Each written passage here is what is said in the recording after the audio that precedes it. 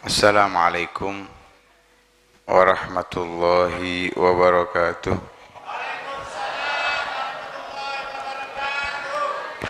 Bismillah walhamdulillah wassalatu wassalamu ala rasulillah sayyidina wa maulana Muhammad ibn Abdullah wa ala alihi wa sahbihi wa man walah wa la hawla wa la quwata illa billah. Rabbi syrah li sadri wa yassir li amri wa hlul 'uqdatam min lisani yafqahu qawli. Nawaitu ta'alluma wa ta'lim wa naf'a wal intifa' wal mudzakarata wa tadhkir wal ifadata wal istifadah wal hatha ala tamassuki bi kitabillahi wa sunnati rasulih wa du'ai ilal huda wa dilala ala al khair ibtigha'a wajhillahi wa mardatihi wa qurbihi wa thawabihi subhanahu wa ta'ala. Melanjutkan pembahasan kita di dalam kitab Risalatul Jami'ah. Qala al-musannif rahimahullahu wa nafa'ana bihi wa bi'ulumihi wa ulumikum wa ulumi sairis salihin amin. Ila an qala wa in kana alaihi janabatun min mujama'atin aw khuruji maniyin binaumin aw ghairihi lazimahu ghuslu jami'i badanihi ma'aniyati raf'il janabah. Beliau menyampaikan wa in kana alaihi janabatun, bila seseorang yang hendak melakukan sholat itu posisinya dalam keadaan janabah, memiliki hadas besar. Janabah itu bisa muncul dari dua hal. Yang pertama, min mujama'atin, sebab hubungan suami istri, mau keluar di luar, keluar di dalam, atau enggak keluar, pokoknya ketika helmnya kejebur, lah disitulah wajib memiliki, dia dikatakan janabah, baik yang laki-laki maupun yang perempuan. Au khuruji maniyin, atau keluar, ya bahasa biologinya itu sperma, ya. Lah keluarnya itu lewat mimpi, ya binaumin, lewat karena mimpi basah. Jadi keluarnya karena sebab mimpi atau selain mimpi. Pokoknya ada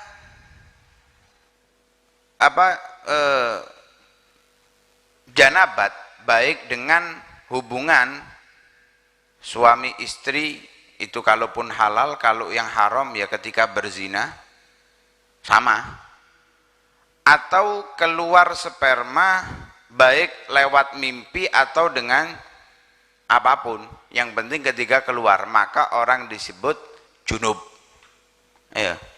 Kejadiannya namanya janabah, orangnya dinamakan junub, ya. Kalau dalam bahasa sorof itu januba yajnubu janabatan fahuwa junubun, orang yang janabat itu adalah junubun. Lah orang yang demikian, maka ketika hendak melakukan sholat atau ketika hendak masuk masjid atau ketika mau memegang Al-Quran atau ketika mau membaca Al-Quran, kalau pas umroh atau haji atau berada di Mekah mau tawaf, wajib mandi besar. Lah caranya mandinya itu dengan membasuh seluruh tubuhnya dari ujung rambut sampai ujung kaki, tidak boleh ada yang terlewat dari kulit dan rambutnya serta yang melipat-lipat yang ada di badannya. Ya lek wonge kerus krempeng paling sing lipet kan mek ndek keleke, udele, ambek apa nih?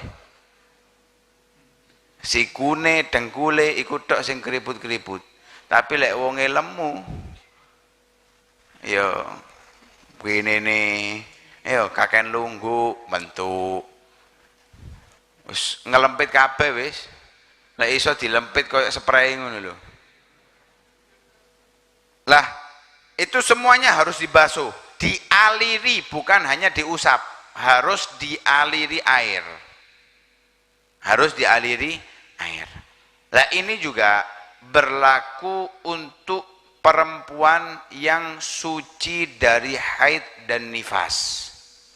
Ketika selesai dari masa suci, masa haid atau masa nifas, maka ketika dia mau sholat, ketika dia mau masuk masjid, ketika dia mau menyentuh Al-Quran, membaca Al-Quran, dan ada beberapa tambahan lain yang nggak mungkin kita sebut semuanya, itu harus mandi terlebih dahulu. Kapan mandinya perempuan yang haid dan nifas? Ketika benar-benar sudah tidak keluar darah lagi. Ketika benar-benar sudah tidak keluar darah lagi, maka di saat itulah dia ketika mau melakukan sholat wajib mandi terlebih dahulu.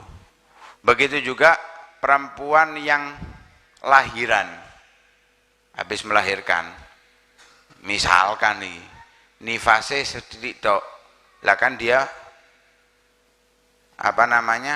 walaupun sesar kan tetap nifas, nggak mungkin enggak ya, karena memang nifas itu darah, sebetulnya kebanyakan ulama mengatakan tumpuannya darah haid yang kecepet gak iso metu gara-gara meteng. Nah, ketika sudah keluar bayinya mulai keluar mangkane sampai swidak dino. Alhasil ketika sudah lahiran keluar darah nifas misalkan sedikit atau enggak keluar, lu mesti ono getene. Iya, kalau habis lahiran pasti dengan darah. Itu namanya damut tolak, darah yang keluar bersama janin atau setelah janin, bukan nifas. Kalau nifas itu darah yang keluar setelah keluar legoh, karena itu dinamakan dengan nifas. Li'annaha takhruju akibat tanafus, mari ambaan dawa metu kan, biasanya ibu-ibu lemari lahiran metu. Lah itu habis melahirkan, walaupun lahirannya itu hanya mudghah. Mudghah itu gumpalan daging, artinya keguguran tapi sudah berbentuk daging, atau bahkan yang masih alaqah, gumpalan darah, tapi dengan syarat gumpalan daging dan gumpalan darah itu ketika bidan atau dokter kandungan mengatakan ini adalah calon bayi, ya ini adalah calon bayi, maka dengan keluarnya itu dia wajib mandi. Jadi kalau kita belajar di dalam Sulam Safinah, yang mewajibkan mandi itu ada 6 hal. Ada 6 hal. Pertama, hubungan iku mang ya. Kedua, keluar sperma. Ketiga, haid. Keempat, nifas. Kelima, melahirkan. Keenam, iki sebetulnya gak wajib adus, wajib diadusi. Napa niku? Mati. Nah, mandinya semuanya sama, wajib mengaliri dari seluruh tubuhnya, ujung rambut sampai ujung kaki, bahkan juga yang ada di bawah kuku. Diawali dengan niat.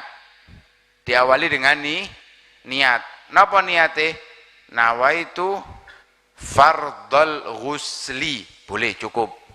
Ya, nawaitu fardal ghusli atau nawaitul ghusla fardon, atau nawaitu raf'al hadatsil akbar fardon lillahi ta'ala. Nah, ini apa namanya yang berkenaan dengan kewajiban seseorang ketika mau sholat dan dia memiliki hadas besar. Kalau wudhu itu diwajibkan bagi orang yang mau sholat ketika hadas kecil, tapi ketika dia memiliki hadas besar harus dengan mandi. Karena itu mudah-mudahan ilmu yang kita dapatkan manfaat, dan mudah-mudahan bisa kita praktekkan dalam kehidupan kita apa yang diajarkan oleh Nabi Shallallahu Alaihi Wasallam. Amin amin ya rabbal alamin. Shallallahu alaihi wasallam Muhammadin wa alihi wasallam. Alhamdulillahi rabbil alamin.